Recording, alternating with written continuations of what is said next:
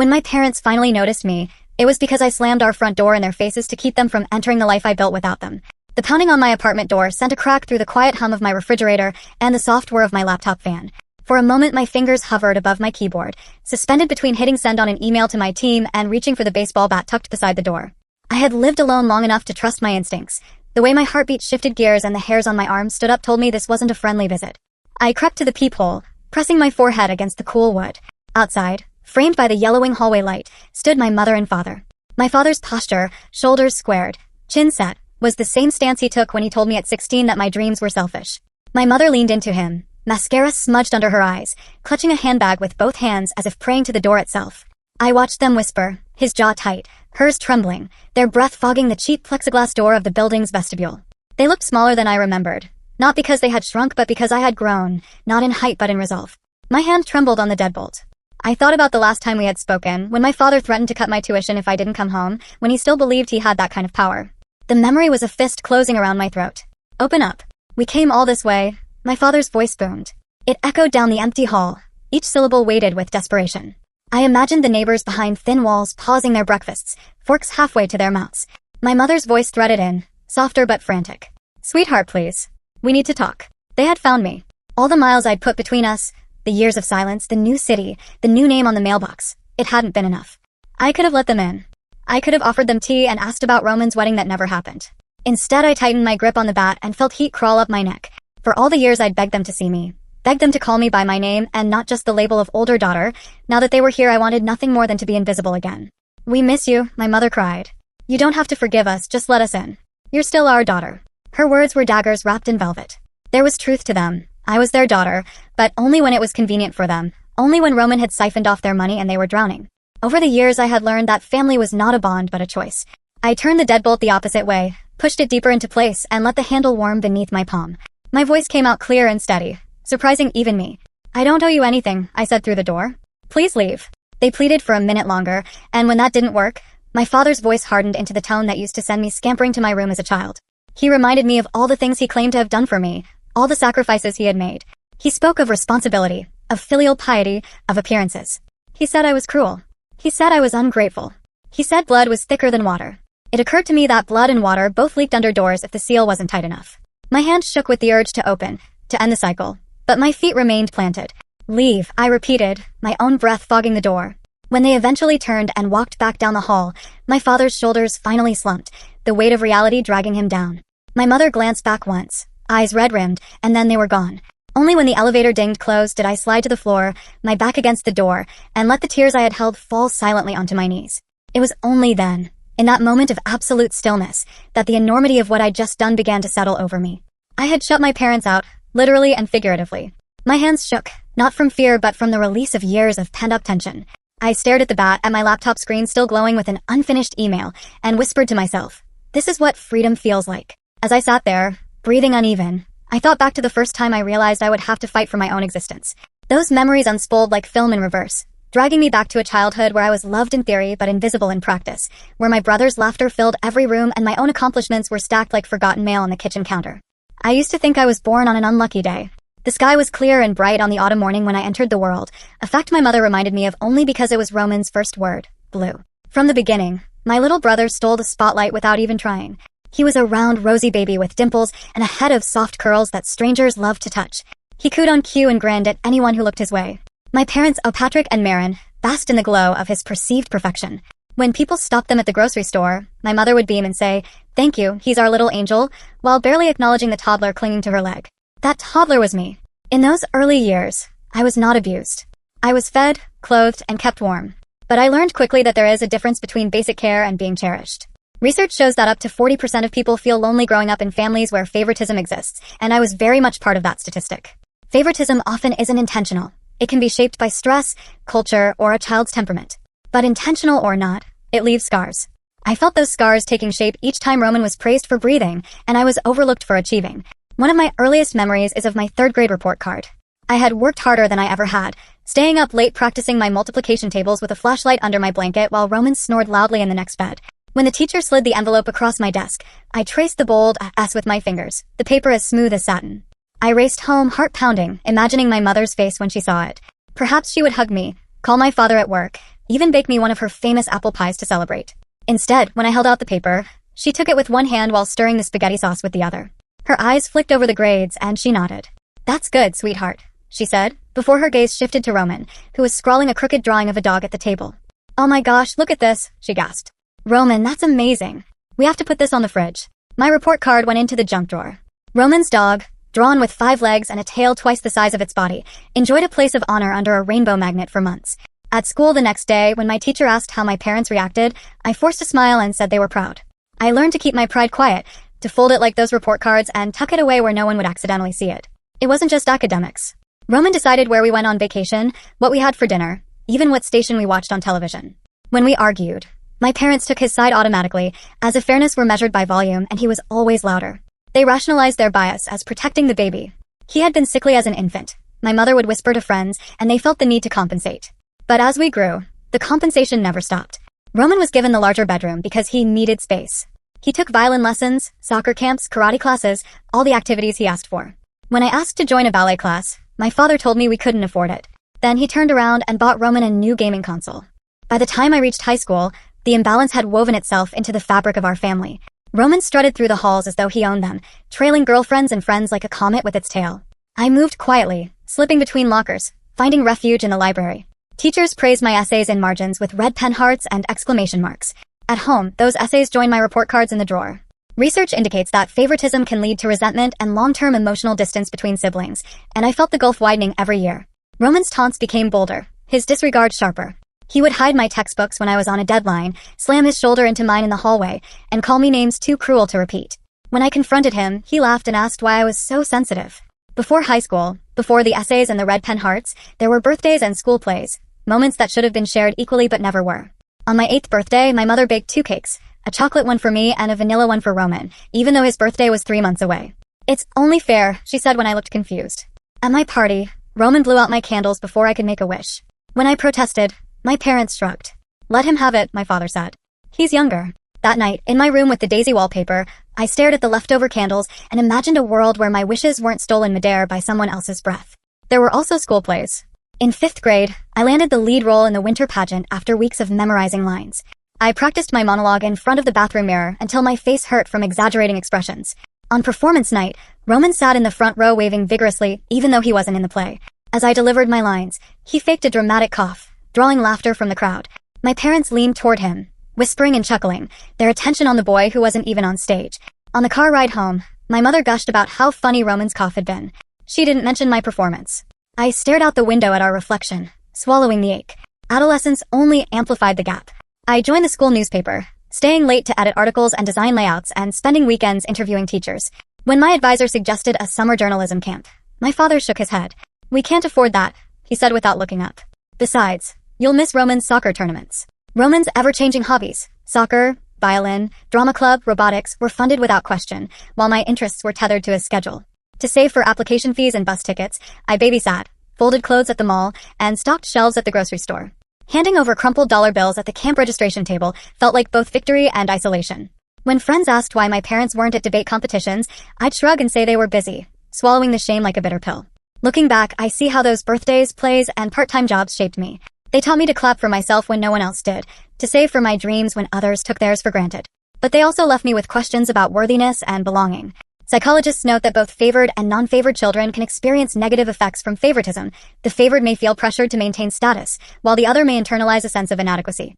My inadequacy grew roots, sprouting into self-doubt even as my teachers praised my work. I learned to crave validation not from my family but from institutions that recognized effort. That craving would later propel me toward a scholarship that less than 2% of applicants receive, a prize my parents never asked about because they believed I wasn't worth the investment. My parents dismissed his behavior as typical sibling rivalry. "You know how brothers are," my father would say, ruffling Roman's hair while he glared at me behind their backs. But I knew how brothers could be. I'd seen friends' siblings cheer for each other at games or share inside jokes at lunch. Our relationship wasn't rivalry. It was a campaign.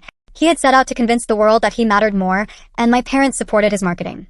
Even my physical space reflected my status. My bedroom was small, with peeling wallpaper of faded daisies and a single window that overlooked the neighbor's brick wall. Roman's room was twice the size, painted in a rich blue, with a window that caught the sunset each evening. When I tried to switch the rooms one summer while he was at camp, my father found me dragging my mattress across the hall. He demanded I put everything back. "You're being dramatic," he said. Your brother needs that space. In that moment, I realized there was no fairness to appeal to. The rules were written in my brother's favor, and my objections were just noise. For all their blind spots, my parents did push us academically, or at least they pushed me when it suited them. They loved boasting to neighbors about Roman's potential, though his grades hovered in the middle. I devoured textbooks and taught myself formulas far beyond my grade level, not for my parents' approval, but to carve out an identity separate from Roman's orbit. My teachers saw me and suggested I apply to programs outside of our small town. I spent nights on the family computer researching universities, scholarships, and ways to pay for an education that wouldn't shackle me to my parents' house. Statistics on scholarship availability were sobering yet encouraging. More than 1.7 million fellowships and private scholarships are awarded in the United States each year, but only 1 in 8 college students actually receives a scholarship, and full tuition awards are incredibly rare, given to just 1.5% of students. Those odds would scare some people. To me, they felt like a dare. I submitted application after application, pouring my heart into essays about why I wanted to study finance and how numbers offered me the fairness my family never did. I mailed transcripts and recommendation letters, each envelope a lifeline. When I was called for interviews, I ironed my thrift store blazer and shook hands firmly, hiding the calluses from my part-time job at the grocery store. I told my story without bitterness, focusing on resilience rather than resentment. The acceptance letter arrived on a windy January morning. I had been accepted to Stonemont University, a prestigious school known for its accelerated finance program, with a scholarship covering 70% of tuition. The rest would be my responsibility. Tuition differences between in-state and out-of-state rates can be staggering. Public 4-year undergraduate degrees in the U.S. have an average out-of-state tuition of $28,297 compared to $9,750 for in-state, and living on campus could double that. My scholarship didn't make it free, but it made it possible. Tears blurred my vision as I read the letter again and again. I had won my golden ticket. All I needed was my parents' blessing. When I presented the letter to my parents at dinner, my hands trembled slightly. Roman was shoveling mashed potatoes into his mouth, oblivious to my excitement. "What's this?" my father asked, taking the envelope. He scanned the page, his brow furrowing. "Stonemont University," he read aloud. "This is out of state. They offered me a scholarship," I said quickly. "It covers most of the tuition.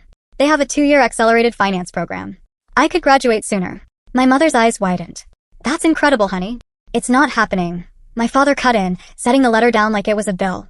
He didn't look at me as he spoke. "We have a perfectly good community college here. Why would you waste money going out of state? Besides, we can't have you outshining your brother.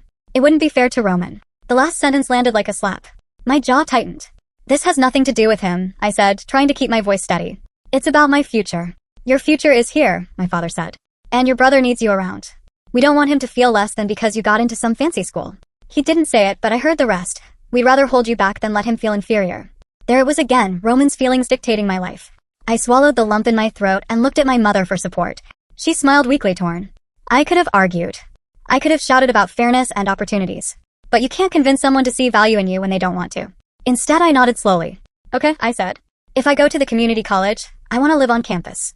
My father blinked, surprised by my concession. "Why on earth would you need to do that? We live 15 minutes away." "I need independence," I replied. "If I'm giving up my dream school for you, I at least want the college experience." He grumbled about wasted money, but eventually agreed. Living in the dorms cost less than they thought, and the idea of me being out of sight apparently appealed to them.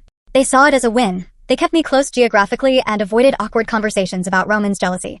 They didn't realize they were signing off on my escape plan. On a humid August morning, I packed my duffel bag and told my parents I was moving into the community college dorm. Roman feigned disinterest, but I caught the smirk on his face. He thought he had one again. My father carried my bag to the car, lecturing me about curfews and grades as if I were still 12. My mother hugged me briefly, her arms stiff. "Call us every week," she said. I promised I would. We drove to the campus, but as soon as their car disappeared around the corner, I caught a bus to the airport. My heart pounded like a hummingbird's as I clutched my ticket to a state I had never been to. The scholarship had covered most of my tuition, leaving me to use the money my parents sent, money they thought was going toward local fees, for living expenses. It felt wrong, but after years of being overlooked, I saw it as reclaiming what I was owed. I wasn't alone in that rationale. Articles on adult children going no contact emphasize that estrangement often follows years of boundary violations and neglect. Financial strings can create pressure and turn money into leverage, and I refused to let their money tether me to a life I didn't choose.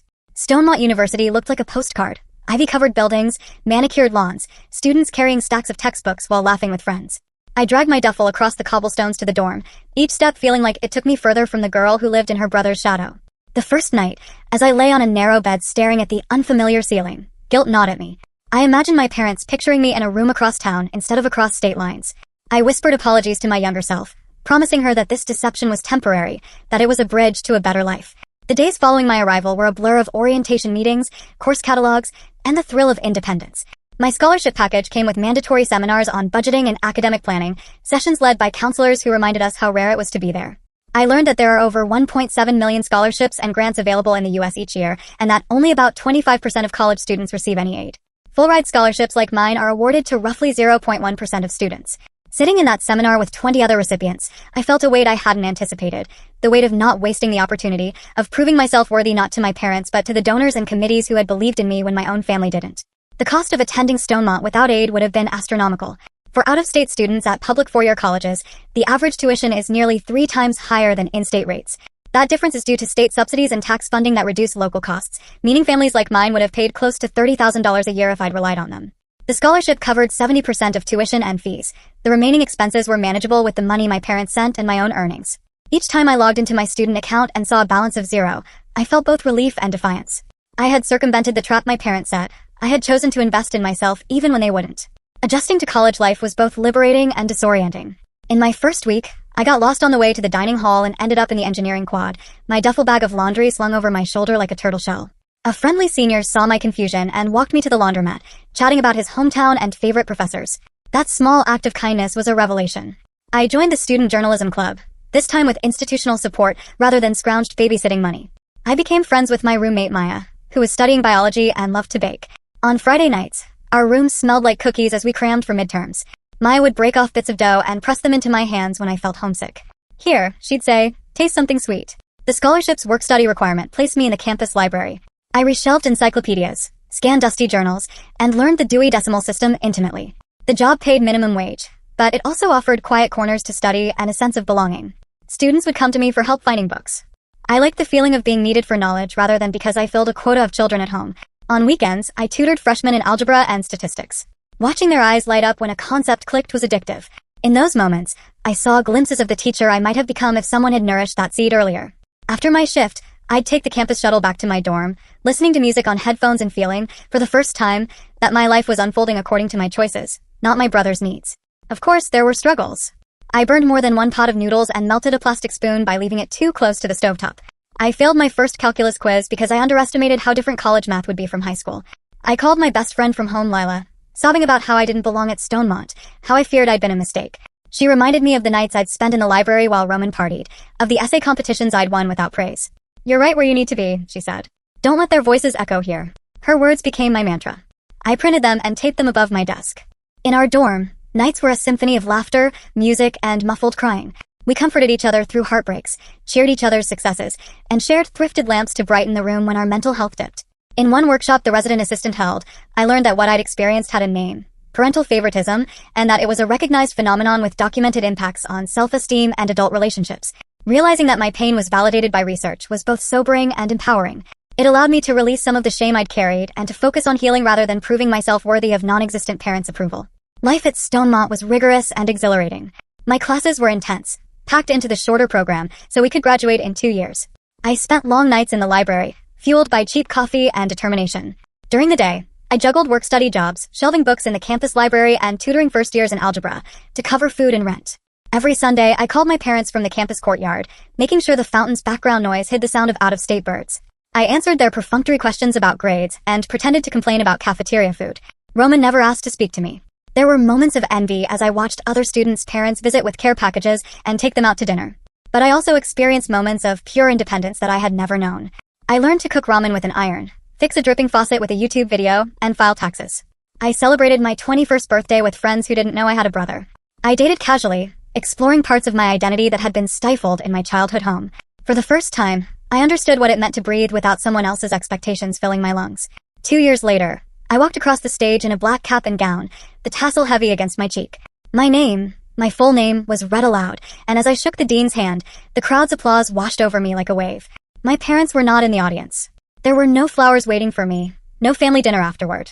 I celebrated by ordering takeout with my roommate and toasting with paper cups. The scholarship that was rare for most students had not only paid for my tuition but bought me a future. Graduating early allowed me to start working sooner, and within weeks I accepted an offer at a financial consulting firm with a 6-figure starting salary. 6 figures. A number I had only ever associated with the wealthier families in town now sat under my name on a contract. After graduation, I moved into a small apartment in a bustling city several states away from home. I decorated it with thrifted furniture and plants I named after fictional characters. My morning commute involved walking past coffee shops and street vendors instead of navigating my parents' silent kitchen. I bought a secondhand car with my savings, something my father had always claimed was out of reach. I reveled in the simple joy of paying my own bills and watching my bank account grow. The firm recognized my work ethic quickly, and within a year, I was being considered for a promotion. I poured my energy into spreadsheets and client meetings, determined never to rely on anyone else again. During those first months in the city, I called my parents every few weeks, sticking to surface topics. The conversations drained me, so I started skipping calls.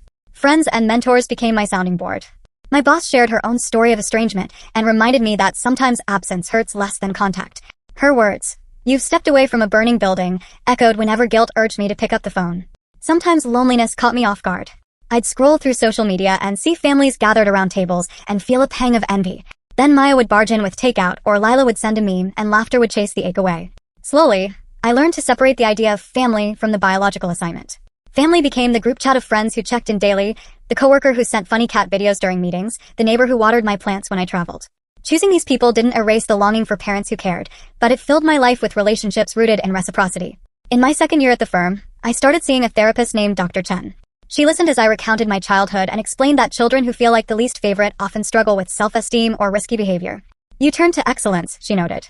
"It kept you afloat." Recognizing that my drive was a survival tool eased some of the guilt around my ambition.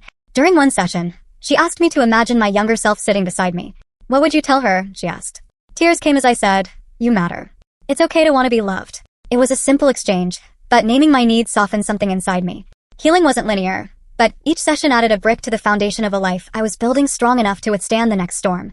My parents continued to deposit money into my account, thinking they were funding my community college education. It felt like poetic justice. For years they had invested in Roman's dreams while letting mine sit in the junk drawer.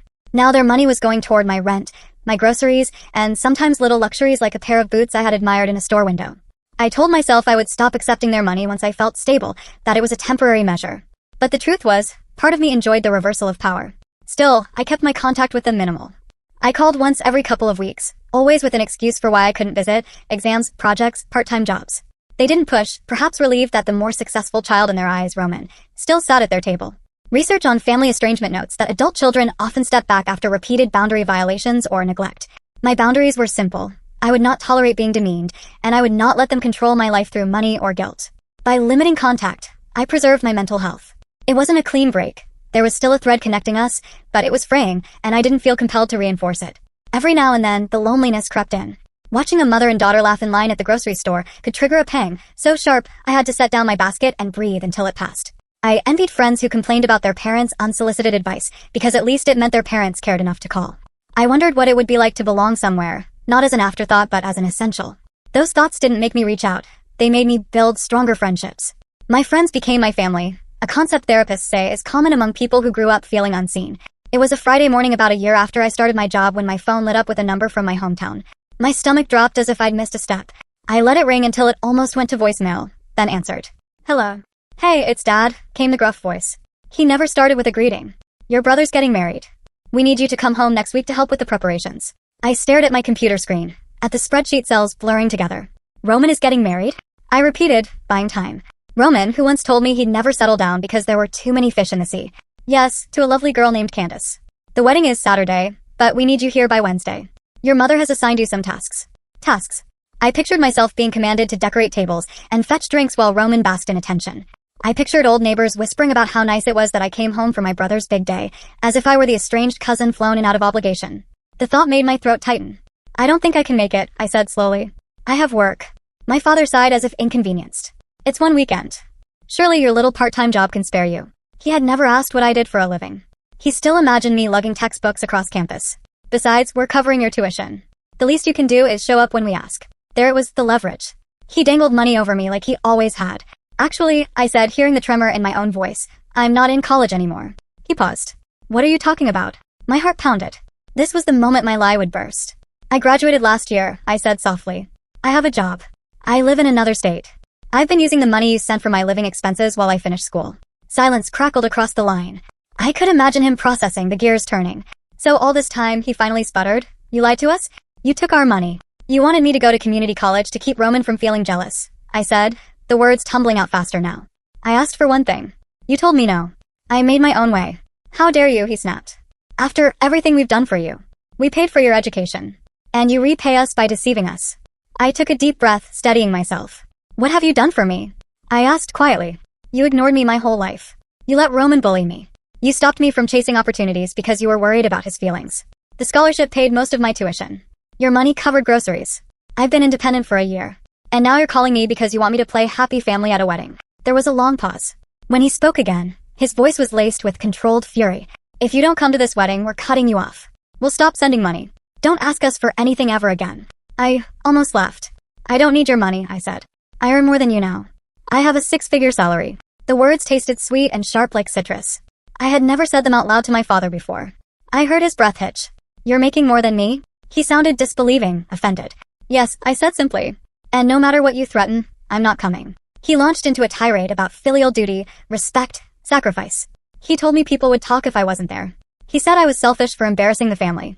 I thought of research that found adult children often cut ties to protect their well-being when boundaries are ignored and pressure is applied. My hands shook, but I held the phone tight. Consider this me setting a boundary, I said. I'm not attending. Don't call me unless you're ready to respect my choices. Then I hung up. My whole body trembled as I placed the phone on my desk. A coworker glanced over, eyebrows raised. I smiled weakly and returned to my spreadsheet as if my life hadn't just cracked open. The following weeks were a blur of anxious anticipation. My father didn't call back immediately. I convinced myself he had accepted my decision, but I knew him better than that. 3 days later, my phone rang again, this time with an unfamiliar local number. Hello. This is your father, he said without preamble. His tone was icy. I just came from the community college to withdraw you from the program. They had no record of you. I bit my lip to keep from laughing. The image of him standing at the registrar's office, demanding to pull his non-existent daughter from classes, was almost comical. You really went there? I said. Of course I did. You think you can lie to me, he spat. Where have you been? What have you done with the money? I told you, I replied calmly. I graduated. I used the money for living expenses. I have a job. I pay my own bills. I'm doing well. I'm happy. He was silent for a long moment. Then he scoffed. You think you're better than us now? You think because you got some job you can disrespect your family?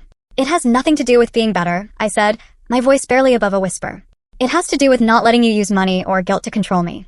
You told me if I didn't attend Roman's wedding you'd cut me off. I'm cutting you off first. His voice rose. You ungrateful. I ended the call. I blocked his number. My hands shook for an hour afterwards. I wondered if he would show up at my workplace or contact my boss, but he didn't. Days turned into weeks. I went to meetings, built budgets, and learned to manage a team. When my manager announced my promotion to senior analyst, I celebrated with coworkers who cheered and clapped. I did not call my parents to tell them. Instead, I wrote in my journal about the irony of achieving a life far beyond what my father thought possible while he still believed he held the keys to my future. Weeks after the confrontation, my mother's number appeared on my phone. I had blocked them both, but she used a different line. Against my better judgment, I answered. What? Her voice was thick with tears. I miss you, she sobbed. Please, we need you. For a moment, my heart softened. I considered the possibility that she genuinely wanted to reconnect. But something in her tone felt off, like a script. What happened? I asked. She hesitated, then launched into a story about how much she regretted the past. How she and my father had been under stress, how they had never meant to favor Roman, how they now saw the error of their ways. It sounded rehearsed, as if she were reading from an article about how to apologize without actually saying, I'm sorry. I told her I needed time and hung up. Then I did something I rarely did. I called my Aunt Sylvia, my mother's younger sister, who had always whispered encouragement to me at holiday dinners. Have you talked to Mom? I asked. She sighed. Oh honey, I was wondering when you'd call. You didn't go to the wedding. No, I said. Why? She let out a dry laugh. Because there was no wedding, she said. Roman's fiancé ran off with everyone's money. She convinced your parents and half the family to invest in some opportunity, and then disappeared. They lost everything. The house, the savings. They're living in a trailer now. The word settled over me like dust. I didn't speak. And your father's business? She continued. He got into some altercation with an employee's family. There's a lawsuit. It's a mess. They're desperate. That's why they're calling you. They think you'll bail them out. I closed my eyes. Suddenly the earnestness in my mother's voice made sense. They weren't seeking reconciliation. They were seeking a lifeline. It was financial strings all over again. My childhood memories flashed. My father's face when he told me I couldn't attend Stonemont. My mother's smile when Roman drew a 5-legged dog.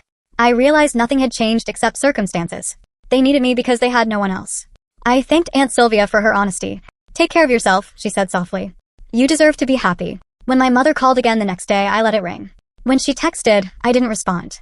A week later, there was a knock at my door, the knock that opened the story. They had found me. They pleaded, they cried, they invoked family loyalty. I shut the door. I told them not to contact me again unless it was to apologize without expecting anything in return. I blocked them again. I cried, then I breathed. It has been months since that day. My parents have not shown up again. Roman never called me after I slammed the door in his face. I heard through Aunt Sylvia that he moved back home after losing his job and that he blames our parents for pushing him into the scam. Our family, once built around him, now resembles a house of cards toppled by its own imbalance.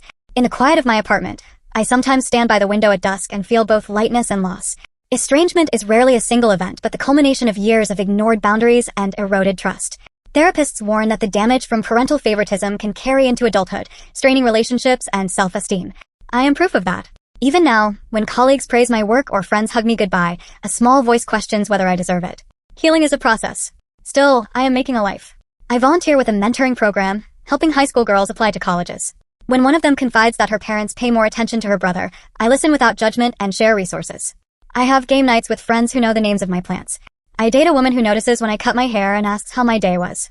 Together we cook Sunday dinners and laugh until our stomachs ache. For the first time, I feel seen not because I fought for it, but because I chose people who value me.